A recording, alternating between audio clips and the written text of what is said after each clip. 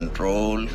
तो स्टूडेंट्स आप आगे हमारा जो क्वेश्चन नंबर 19 और 20 है वो एक ही फॉर्म का है, वो तो मैं आपको दिखाने लगा। वो कहता है देखें, in the problem 19 and 20 use 6 and 7 to find Z1 and Z2, यानी कि इन दोनों का प्रोडक्ट और फिर इन दोनों की division. Write the number in the form of a plus iota b. हमें इसे a प्लस आयोटा बी में भी कन्वर्ट करना पड़ेगा। काफ़ी सिंपल तरीका, टेंशन नहीं लेनी। ये Z1 और Z2 दिया गया है, ठीक है। तो देखो होता क्या है, इसका जो मेजर फार्मूला होता है मल्टीप्लिकेशन का, वो होता है Z1 Z2 अगर हो तो इसका फार्मूला होता है R1 R2। ये बाहर मल्टीप्लाई होते हैं और अंदर होते हैं एंगल प्लस हो जाते हैं, यानी कि काज इंटू θ1 प्लस θ2, और इसी तरह आयोटा साइन θ1 प्लस θ2। ये इसका मेजर फार्मूला होता है, ठीक है। तो यही हम फॉलो करेंगे मल्टीप्लिकेशन के रूल में। तो देखो Z1 का जो R1 है वो ये है 2, तो 2 इंटू ये Z2 का R है, तो ये 4 आ गया, ठीक है। अब एंगल्स की अंदर बात करते हैं। ये देखें, पहले आ गया काज θ1 प्लस θ2। θ1 है π/8 जबकि θ2 है 3π/8, तो ये दोनों प्लस हो जाएंगे, π/8 जमा 3π/8। ठीक हो गया जिस तरह से। अब इसी तरह से साइन के लैंग्वेज में, साइन π/8 3π/8। ठीक है जी, ये आ गया। तो देखें ये क्या बन रहा है, Z1 Z2 is equal to 8 into cos, इनका जब एलसीएम लूँगा तो 8 ही आएगा, तो पाई प्लस 3 पाई, ये 4π/8 आएगा। तो 4 एक बार 4 2 बार 8, तो π/2 आ जाएगा, और ये भी π/2 ही आने वाला है, आयोटा साइन π/2। तो ये आपकी है जनरल फॉर्म, ठीक है, मल्टीप्लिकेशन के बाद। लेकिन उसने बोला था इसको लिखना है a प्लस आयोटा बी में, यानी कि रेक्टेंगुलर फॉर्म में। ये पोलर फॉर्म है अभी, तो रेक्टेंगुलर में कन्वर्ट करने के लिए अभी हमने प्रीवियस क्वेश्चन देखे हैं कि हमने बस वैल्यूज पुट करनी होती हैं। तो देखें Z1 Z2 is equal to 8, कास π/2 बराबर होता है हमारे पास 0 के, क्योंकि 90 डिग्री पे कास 0 होता है, क्योंकि वो साइन की लाइन होती है। लेकिन साइन π/2 1 होता है, क्योंकि वो साइन की लाइन होती है। लिहाजा ये आ जाएगा 8 इंटू 0 प्लस आयोटा, तो ये आ जाएगा 8 iota. This is your rectangular form. अब हम इसमें दूसरी फाइंड आउट करते हैं Z1 ओवर Z2। उसका फार्मूला होता है, पहले मैं मेजर फार्मूला ही लिखूंगा। उसका फार्मूला होता है R1 over R2 into cos θ1 minus θ2 plus iota sine θ1 minus θ2। ये इसका फार्मूला होता है, ठीक है। तो इसी फार्मूले को आपने अप्लाई करते हुए Z1 ओवर Z2 निकाल लेना। अब तो देखें Z1 ओवर Z1 के लिए हमारे पास जो अर्थ 1 था वो था 2, और Z2 के केस में 4 था। ये आ गया इंटू काज θ1 था π/8, तो π/8 माइनस, ये देखें ये हमारे पास θ2 है 3π/2 3π/8, ठीक है जी। इसी तरह से इसमें भी आयोटा साइन π/8 माइनस 3π/8, और ये हमारी ब्रैकेट ऑफ। अब ये जो बीच वाला एंगल है इसे हम साइड पे निकाल लेते हैं ताकि हम डायरेक्ट ही पुट कर दें। देखें ये है π/8 माइनस 3π/8, दोनों में कॉमन है। तो इसको सॉल्व करके देखें तो 8 इनका एलसीएम आ रहा है, ठीक है, 8 आ गया एलसीएम, और ऊपर आ गया पाई माइनस 3 पाई, तो ये आ गया -2π/8। अब देखो students, 2 1s are 2 4s are, तो ये आ रहा है -π/4। इसी एंगल को हमने यहाँ पे पुट करना है। तो देखो ये साइड तो एज इट एज चलती रहेगी, ये 1/2 रह जाएगा, और अंदर आ जाएगा हमारे पास cos -π/4। इसी तरह से प्लस आयोटा साइन इंटू, तो लिहाजा यहाँ पे भी हमारे पास आ गया साइन इंटू -π/4, ठीक है। उसी तरह से एज जस्ट जैसे हमने पहले किया। तो लिहाजा ये हमारे पास यहाँ पे ब्रैकेट ऑफ हो गई। अब आप एक चीज़ तो स्टूडेंट सब जानते हो कि कास क्या करता है, माइनस को खा जाता है, जबकि साइन इसको पीछे फेंक देता है। तो ये आ जाएगा देखिए इस तरह से कुछ, कास π/4 और ये माइनस आयोटा साइन π/4। तो अब इसको रेक्टेंगुलर फॉर्म में लेके जाने के लिए हम अपने कैलकुलेटर का इस्तेमाल करेंगे। 1/2 कास π/4 चेक करते हैं कितना होता है, ये हमें बताएगा कैलकुलेटर। कास इंटू π/4, तो ये मेरे पास आ रहा है 0.99।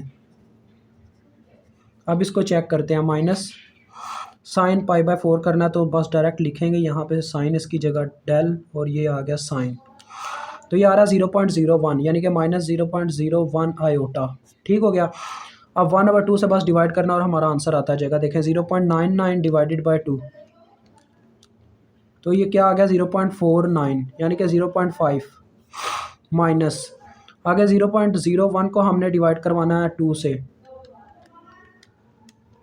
तो ये कितना आ रहा है जी 5 मल्टीप्लाई बाई 10⁻³ जो कि बराबर होता है 0.005 आयोटा।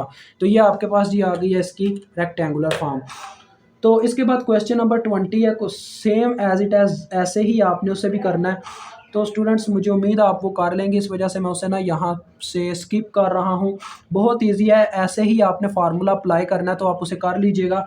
अब इंशाल्लाह नेक्स्ट वीडियो में हम बाकी के जो क्वेश्चन रहते हैं वो भी करेंगे।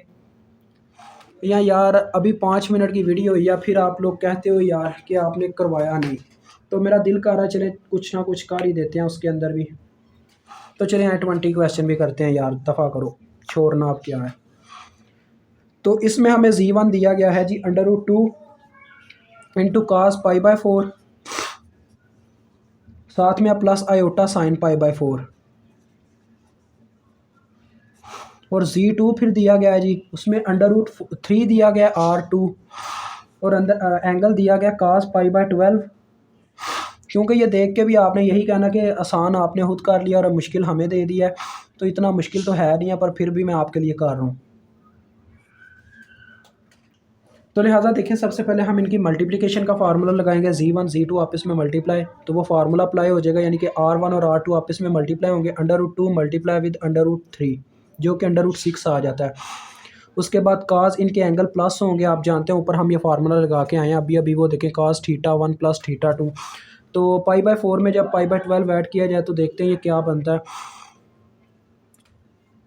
π/4 प्लस π/12। इसी तरह से आगे जी आ जाएगा प्लस आयोटा साइन π/4 प्लस π/12। तो ये आ गया जी। अब देख ऊपर ही निकाल लेते हैं इसे, यानी साइड पे कहीं पे निकाल लेते हैं कि π/4 में जब π/12, यहाँ कैलकुलेटर हमें बता देगा कि π/4 में जब हम π/12 ऐड करते हैं तो हमें कितना एंगल मिलता है, प्लस π/12। तो ये देखें ये मुझे बता रहा है π/3 मिलता है, ठीक है, π/3 आएगा इसका। तो ये आ गया जी, देखें ये तो √6 बन जाएगा इकट्ठा होके, और अंदर आ जाएगा काज कितना जी 3 था, π/3, और ये भी आ गया आयोटा साइन π/3। तो अब ये तो फॉर्म बन गया हमारी, मतलब कि जनरल फॉर्म जो हमारे पास पोलर फॉर्म होती है। अब इसको रेक्टेंगुलर में लाना है, तो √6 इंटू इसकी वैल्यू लिखूंगा, काज π/3 कितना होता है हमारे पास जी, काज π/3 यानी कि काज 60 डिग्री होता है, 1/2 होता है ये, तो 1/2 मीन्स 0.5। उसके बाद प्लस साइन π/3 चेक करते हैं कितना होता है, साइन ये बराबर होता है स्टूडेंट हमारे पास 0.86 के, प्लस 0.86 आयोटा। अब हमें इसकी वैल्यू मिल जाएगी।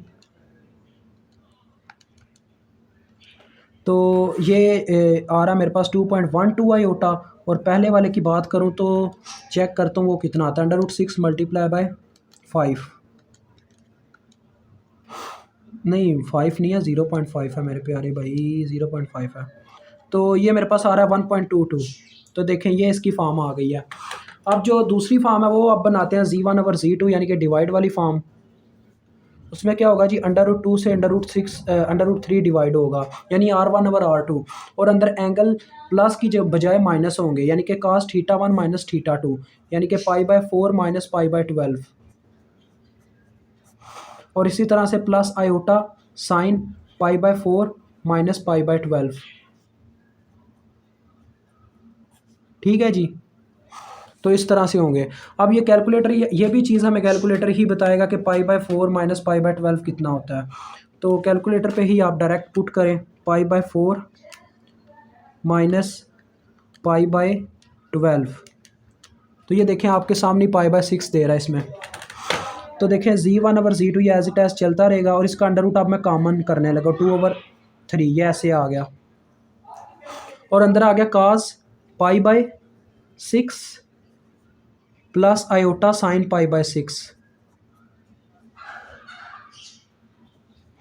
तो देखो, तो अब मेरे प्यारे भाइयों ये आ जाएगा √2/3 एज इट एज़। तो cos π/6 अब आपको पता है कितना होता है, ये 0.866 होता है, और जो हमारा sin π/6 होता है ये 0.5 होता है। अब हम इनको ओपन करेंगे, तो क्या था जी हमारे पास। अब हम अंडर रूट लेके देखते हैं इसको, क्योंकि ये आ गया general form, polar form. Polar को अब हम रेक्टेंगुलर में लेके जा रहे हैं इस स्टेप से। तो देखें, पहले लेंगे हम √2/3। तो मैं ये मेरे पास आ रहा है 0.8182। तो 0.81 ही चले कंसिडर करके हम क्या करते हैं जी, 0.81 मल्टीप्लाई बाय 0.866। तो पहला रियल नंबर तो आ रहा है 0.7। आगे इमेजिनरी की बात करूँ तो वो देखते हैं कितना आता है, प्लस में ही आएगा वो भी। अब इसको 0.5 से ज़रब देनी है, तो ये जी मेरे पास आ गया 0.4 आयोटा। तो ये मेरे पास आंसर आ गया। तो इस तरह से हमारा ये क्वेश्चन भी हल होता है। मुझे उम्मीद है आपको समझ आ गई होगी। अल्लाह हाफिज़, अस्सलाम वालेकुम।